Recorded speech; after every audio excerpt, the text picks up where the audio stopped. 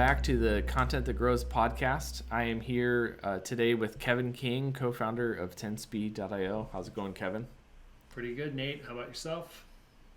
Doing well, doing well. I'm excited to wrap up season 2. So this is our last episode of season 2, which has been really cool. We kind of walked through, all the key elements of how you can, build a SaaS content program that grows your business. And so it's been really neat to just kind of like walk through all those. So if you haven't heard any of those prior episodes yet, or not all of them, definitely go back and check some of those out and to kind of hit on a lot of the key points. So today we're going to wrap it up by just kind of like zooming out a little bit and just kind of talking about the benefits of utilizing multiple content formats, how it connects to your blog content, and benefits SEO, organic growth.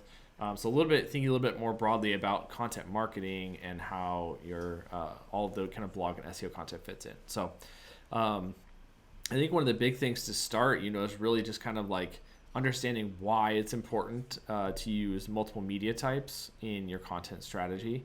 And so I wanted to kind of just jump in there and provide some thoughts, and then Kevin let you kind of jump in and add some stuff to it. So, I think one of the big things is really kind of understanding like consumption preferences of your audience. And so generally, you can understand that not everyone wants to read all of their content. People like to consume listening to a podcast while they're walking their dog or working out or whatever it might be. Or they like to watch video as just sort of a different way to break things up. You also kind of within the consumption preferences can get into a little bit of like accessibility. And so you may have folks that are blind or folks that are deaf or any of those that would need to potentially consume things in a different way to make it easier and more engaging for them as well. So I think that's one big one to start off, is just like you shouldn't create all of your content in the same format, because that's not how everyone wants to consume it. So you're kind of limiting yourself there. Second, there are just generally some formats perform better on different channels. And so obviously written content works very well for search engines, but visual content works well for things like Instagram, video obviously for TikTok, and so on. So I think there's just a lot of things to understand that, like, as we talked last episode about like determining what channels you should be doing content distribution. This is definitely another factor in that, is just understanding that the formats fit differently, and so that you need to have that diversity there. And then, another big one is just like expanding the footprint you have for every topic. So obviously you spend a lot of time doing the research, building a strategy, figuring out your thoughts, your point of view, any of that. And so being able to create it into different formats and put it into different channels is definitely a big way to expand the footprint, expand, brand awareness, brand reach, kind of all that stuff as part of it. So those are definitely some of the big areas and why it's important to be doing more than just blog content for your company. Yeah, I think that the one of the things that you touched on there that I think people need to really remember is like the human element, the like empathy aspect of what types of content you're creating. I know that there are probably businesses that are like, oh, well, we don't want to go into this format or that format based on resource allocation. But to the your point about accessibility, you might be limiting the exposure of your content just based on those decisions that you might be thinking might be more business based. But like it's bigger than that, right? Just people might not be able to consume content in certain ways, and I think if you don't take that into consideration, which we've learned through various experiences in house, that like there are very, very significant stats out there that show that that people can only consume in specific ways, and I think it's really important to remember that when deciding on how to expand and where to expand content formats into, or what to expand them into. Yeah, absolutely. Yeah, and I think it's also like, maybe one more that I would add is just that, people discover things in different channels, but also just like in different times. And so, things like organic search can be pretty consistent and evergreen, and like, whatever queries you're matching to, that it's, if you're ranking well and staying consistent, it's going to be there. So you have sort of like the evergreen, but then you have the ability to have some more like larger influxes of traffic and awareness and stuff as you're posting to other channels and stuff. And so I think it's also just about like timing and how people are finding it, especially in terms of campaigns or things like that. Like if you're doing a campaign launch and all you do is write the blog posts in hopes of people finding it organic, that's a pretty big miss in terms of format, but also timing. Like it's just very off. So I think that's maybe one more I would add to that for sure. Yeah, and just trends too. Like who knows how at some point Google might change how it surfaces different types of content. Over time we saw like video get introduced in the search results and different types of images and all the different search changes that happen over years. So like that can definitely inform it. With the types of content you are going to create or the formats that you're going to choose. So I think that's a good kind of way to lead into like how can marketing teams determine which formats or media types to actually create. Yeah. So one, I would say definitely, again, building on the prior episode where we talked about how to determine the distribution channels. Like ideally you've narrowed in on the distribution channels that you want to focus on with your content. And so that's one. Again, it's just really understanding what are the formats that are best for that. So like, again, it's like you need to know what it is. You need to know what your plan is. You're not like jumping around and every post or every campaign or video or whatever you're trying to come up with a new strategy is just not effective or scalable. And then I think another one is just really like understanding the formats that fit the content. And so what I mean by that is if it's very visual topic where you have a lot to show, whether that's like a new product feature or something like that, like writing about it in a long blog post with a bunch of screenshots may not be as helpful as video or something like that where you're really going to be able to show it. And so I think just thinking through like what is the actual content, what is the best way to show this for people to engage with it, consume that. So I'd say that's another one, is just keeping that in mind. And then lastly, I know we've mentioned this before, but bandwidth and the skill sets you have and like who you have available to actually create the content. So we can preach video content all day long. If you don't have whatever the tools, the skill sets, the resources to do that, then that's you're gonna have to look elsewhere and think about that. So I'd say that's definitely another big area to consider is the bandwidth and the skill sets you have available to you. For sure. Yeah. The point about the format that fits the content, right, is one that I find very, very something everybody should really think hard about. I know that I like listen to podcasts sometimes where you can tell obviously we're doing it here with video, and they end up actually featuring a lot of visuals, but that doesn't translate to the podcast audio format. Obviously we don't have a ton of visuals here, and but like it's interesting because I feel like that's a big miss sometimes, is like not really thinking through how all of these things kind of translate from one format to the other. So I think you have to really be thoughtful about what that is, and then making decisions about like, let's not do that one for this piece or this topic or whatever. It doesn't, obviously it's not a one size fits all thing, but I think that's really important to focus on. Yeah, absolutely. Yeah. I mean, I think if you've ever listened to audiobooks,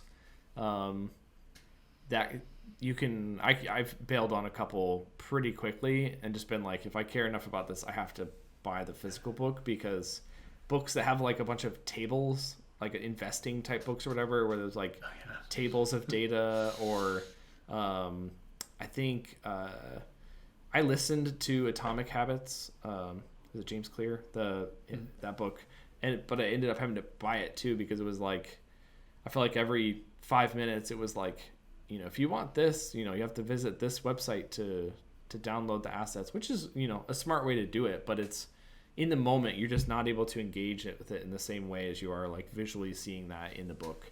And so it's definitely another example of when that doesn't quite fit the format and you're missing out on some of the context. For sure. Yeah. So as we're like talking through the content, obviously we on this podcast talk a good amount about like written content, with the intention of being indexed and ranking for SEO, and in just driving organic traffic. But like, it's all part of a broader company strategy, marketing strategy.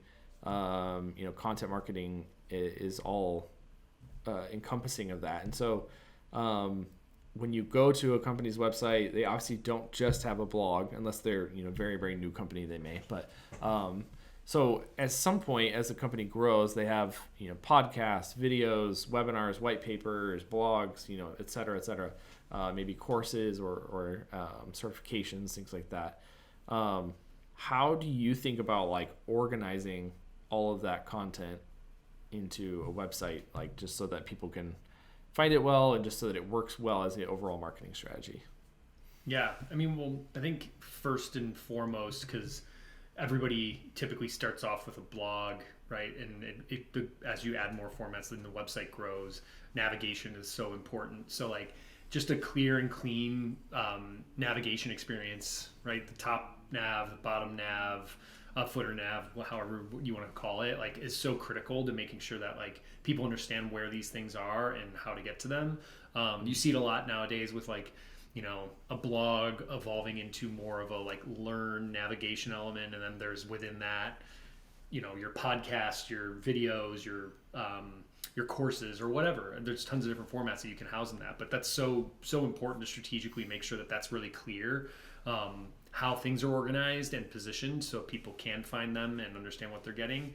I think from there, just we talk about this a lot, but internal linking, right? So it's like cross content promotion and internal linking with like various types of CTAs. I think you'll see some of the better content programs out there that are doing multiple content formats have, their blog post piece it's on one topic, and the podcast episode is very featured prominently throughout in some promotional way, plus also like a video that sums it up, or the video companion, like just making sure that like when you get down into the content, these things are really clearly connected. So there is some sense of organization, right? Like obviously you want to make sure you can navigate from the navigation to these things, but like most people are going to be finding these through organic search or one piece through organic search. So you need to push them to the related pieces if they want to consume it in a different way, in a good way. And that's really the last point, is that like just making sure that SEO is being thought of with this, because at the end of the day, people are going to likely find one piece on that is focused on a specific topic that they might be trying to solve a problem around, or answer a question, or find the answer to a question. So you want to make sure that like all of these things are thought or built with SEO in mind, so that there isn't a lot of overlap or conflicting organization that is on the website. Yeah, cool. Yeah, I totally agree. I think it also reminds me of some of the stuff we've talked about where people don't want to have to like look in a folder or section of your website that's webinars to go through all of your webinars to see if you have one on a topic, and then go through blog posts, do the same thing. And like there's certainly a mindfulness there that like if you spend all the time to create this content and you're proud of it, then making the effort to connect it in some way, like you said, maybe that's like the blog post perhaps is what pulls it all together and they're linked in there, or some sort of hub page, or a way that you can sort of filter your resources page. But having something that allows people to just like see everything on that topic in one place, instead of having to try to bounce around by format, which is sort of an unfortunate trend and staple within website navigations at this point, is that it's organized that way. Yeah, it can get tricky. I think to your point, the filters, I've seen some really good implementation of that kind of like really thoughtful strategic filtering generally on their like blog or wherever their resource center is, that can surface multiple formats on a specific topic. So like I think that's really, really important to try and figure out a way to do that helps users. Yeah, cool. And related to that, we've certainly seen some examples over the years where companies are not they're doing a great job of creating the blog content and then the companion video, and there's a podcast episode about it and a guide, and it's great, but like they aren't necessarily thinking about how does this all actually work together, and like how to make sure that some of these things aren't inadvertently like negatively impacting organic performance or any other channel, and just sort of like competing with each other in some way. Yeah, I think so. It comes down to a lot of like, I think, SEO best practices really. And I mean, starting there really, obviously all these formats or content formats are being created for different channels. But I think leading with an SEO mindset is really important, because publishing it on your website, and if it's covering a similar topic or the same topic and you're just covering it in different ways, you want nothing to compete with each other. I kind of touched on this in the last discussion point, I guess. And it's ultimately like, there's going to be different ways to do it, but I think one of the best ones to do, or ways to implement it without it actually having any negative impact on the site, is if you like anoint one piece of content as maybe that primary piece, right? I think like in a lot of ways there's going to be like probably a written piece that's really, really long form or something that like you can make as, hey, this is like where we want people to really enter the site and find, and then you can strategically make sure that a lot of these other things aren't competing from an SEO best practice. What I mean by that is ultimately like strategically titling every format in a different way. Maybe it's really getting across the same point, but like, we've seen lots of websites where the blog post and the podcast episode on the blog post are all titled the same exact thing, and that's really going to end up causing maybe some problems, especially if that podcast landing page has a lot of similar written content on it, right? You don't want that to ever have come back to bite you. So I think strategically titling pieces will help mitigate that, and you anointing that one piece as the primary is a big part of that. And then I think some of the other technical SEO best practices that usually are implemented to like make sure pages don't get don't overlap or compete really is like strategically use a no index, right? If there's a video or even we've talked about like podcast and video a lot. Maybe it's a slide deck that you've created a landing page for. Who knows, right? Like something. There's so many different ways you could do this, that like you just make sure that you don't have that indexed. You have it accessible through your nav, but like you don't have search engines or people finding them through search engines. Same thing with like a canonical URL element, like, right? You can point to that main piece and make sure that all the other pieces are telling search engines that this one piece is the main piece, and all these don't we don't get confused about which one is the one that should be found through search. And I think there's a few other things like that from a technical SEO best practice that you can use, but I think those are some of the main things to think about when creating and publishing multiple content or multiple formats on one specific topic or theme, I guess, ultimately. Yeah, and I think it's interesting because thinking back on my experience, I feel like there's times where companies want to have a bigger like campaign feel around something, and so you may even have like a campaign landing page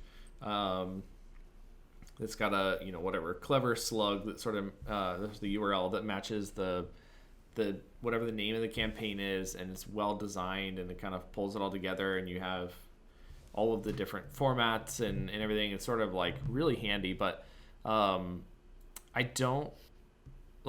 don't think that's normal, and you're certainly not going to be able to do that for everything that you're doing. And so one, you have at times where you're building, again, we talk about this a lot, like proactively, like you're thinking about this plan before you create the content and how you're going to use different formats. And sometimes you're going back to existing content and saying, wow, this is a great blog topic, gets a lot of traffic and engagement, but we don't have any videos on this. We could actually turn this into 3 or 4 or 5 videos or a series or whatever it might be.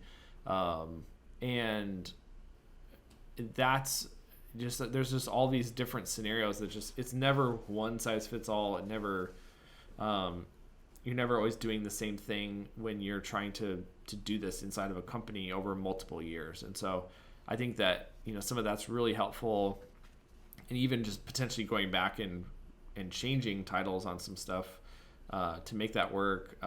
Again, like we've done this with clients, we've done this ourselves inside of companies, like finding things later on where you're like, wait, this is exactly like this podcast episode should definitely be embedded in this post, and like pulling things together in that way and whatnot. But yeah, so I guess I'm just saying, like, I think there's a lot of scenarios where these things come up, and it's always this messy evolution over time. And so understanding a few of these things around the main piece and no index and some of those things, I think are super helpful for really understanding what it takes to kind of like build it over time. Yeah, it's certainly never going to go exactly how you outlined it, because things can be sometimes very unpredictable, especially when you're talking about search. But I think one thing you said, which is really key, is just like have a plan and map it out at least to start. Otherwise, you're definitely going to have more issues to deal with later on. But ultimately, like, as long as you have a plan, you can put things out there and you can have less stuff to have to deal with later on when you are having to go back and maybe change a title or this and that, right? Yeah. But being as thoughtful as possible up front is so key. We talk about that all the time. Yeah, for sure. So like with that, having a plan, usually you have to pitch that plan internally when you're trying to get content built out and resources allocated. Do you have any guidance or advice for how teams can understand the business impact of going into different types of media formats or content formats? Yeah, I mean, I think it's obviously there's always a nuance of like within your company, how reporting's done, how your company treats data, just all kinds of things that you have to cater to that. But I would say a few things that sort of work across any of those situations that you can easily sort of contextualize to your situation. One is that you need to avoid having like a very narrow focus on the reporting, and try to collect anything you can. So for example, you may say like, we have a podcast and whatever, and really just kind of limit the data you're tracking on that to the number of like subscribers you have and like overall listens or something like that. And so that's really kind of only one piece of the puzzle. Even for an example of this podcast, we do track that, but then we also understand that we're putting both full episodes and short clips onto YouTube. And so that, including those views and like the growth of subscribers there, those metrics matter. And we're also taking the clips and posting them on social. They're part of our newsletter. So like, it really just, I guess the example is like, don't just track like the subscribers and the listens from the podcasting platform alone, because the overall impact of that is substantially greater from one time of creating the content. So I would say, again, in that scenario where we're talking about like multiple formats and constant distribution and repurposing, just think through how do you collect really the full impact of something, and as many things as you can certainly collect. I would also collect like volume or quantity of things. I think that's like people like to focus a lot more on the metrics and the results of what happened, but just understanding every month, every quarter, this is how many podcast episodes we release, this is how many blog posts we published, this is how many videos we created. Like tracking that can be helpful for you, it can be helpful for leadership, understanding everything that's kind of going into what you're doing. I would also say to try to not focus on the short-term outcomes, but really kind of give things time to build. So again, to use this podcast as an example, I have like basically no goals or like expectations from this in the short term. We easily could have shut this down after 3 or 4 months if all we were looking for was leads. But it took time, and it just was like, I don't care if it generates a single lead for a whole year. This is just something we know we want to do. And thankfully it has, in less than a year. But again, if we had looked at it in a shorter time period, I think it would have faced a lot of scrutiny. So that would be another area, is just like, whether that's goals or anything, just give things time to build and work over time. And then lastly, somewhat related to what I was just sharing, I think when you can have self-reported attribution within some of your forms is very, very helpful, because that's one of the things that's really kind of highlighted that for us, is just having the how did you hear about us open text field on our form, is where we've gotten some of the podcast clips on social is like literally what they put in there, or I follow your podcast, or I've seen your stuff on LinkedIn, which may or may not be podcast, but that's a decent chunk of it. And so I think having some of that available to you is also super helpful, because otherwise you're really not going to see a lot of like direct conversions in Google Analytics or whatever coming through for stuff. So if you can have that, I think it adds a ton of credibility to the work you're doing. It just gives you a lot more context on how people are discovering your brand and your product. Yeah, for sure. I think it's so important to be patient. It's tough to be sometimes when you have business goals, but from a marketing and a content team perspective, there's things that you do know that you should be doing, or at least you want to, and that drives a lot of engagement in the long run. Some of those things might not show up in a direct ROI report, but like if you can see that from a podcast perspective, listens over time are going up, and that's not necessarily driving a lead or it's driving a sale or something, but it's going up and other business metrics are going up. There's likely a very strong sense that things this is providing value to the business and your audience in a way that isn't directly connected there. So I think that's big. And I think I actually could throw it back to, I think, the first episode we did, or you did, with Rand Fishkin, where he touches on a little bit of that, focusing in on the things that you really want and know you should be doing, because those will pay off dividends. And I think like this podcast is, like, to your point, a great example of that. So being patient and making sure you're thinking in the long term is so critical. Yeah, absolutely. And I mean, I think there's stuff, just looking at some of the data that we do track. One of the things we called out, so we started the podcast in October of 2021, so essentially Q4 of 2021, and noticed that I mentioned that, like, sort of listens, plays, subscriber type of metric for the podcast specifically. I haven't had a set expectation on that, but did notice that just in May alone was greater than all of last Q4.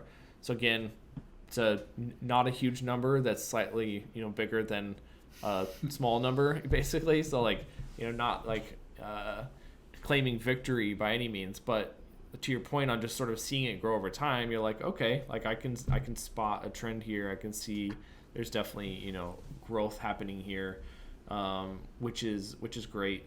And I think the other thing is just thinking back to everything that we did at Sprout Social. Like, there was we're talking 6-7 years worth of data and things that we didn't necessarily have a specific goal on, but we just tracked it every month and just watched it kind of grow over time. And then later it did kind of provide more insights, but really was just sort of how do we just keep tracking this and understanding, is it growing, and then that way, if it isn't, or if it stops, then you can kind of jump in and diagnose. But if you aren't even tracking it, then you just don't know that it's declining or plateaued or something like that. So yeah, there's a lot to it. And so that would be my advice, is really just collect what you can and don't have a short-term view on that. And then if you can, use the self-reported attribution.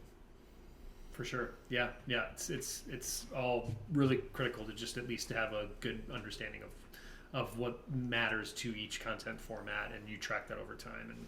And I think you said it, like identifying a trend. If you can capture a trend early on, that's something worth hanging on to and can keep and continuing to commit to.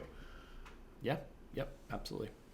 Awesome. Well, I think that's a wrap on season 2, which is awesome. Again, if you found this episode first somehow, I would highly recommend you jump back and check out more of the episodes. So you can visit 10speed.io/podcast, where we have all of season 1, which was interviews with a number of folks in the content marketing world, and then season 2, where we kind of went through all these key elements, as I said. So highly recommend checking that out. Please subscribe and follow the podcast on any of your platforms, Apple, Spotify, and so on. And definitely check that out so that you can get the new episodes when they start in season 3. And with that, I think we'll wrap up. So thanks a lot, Kevin, and thanks to anyone listening. Thank you.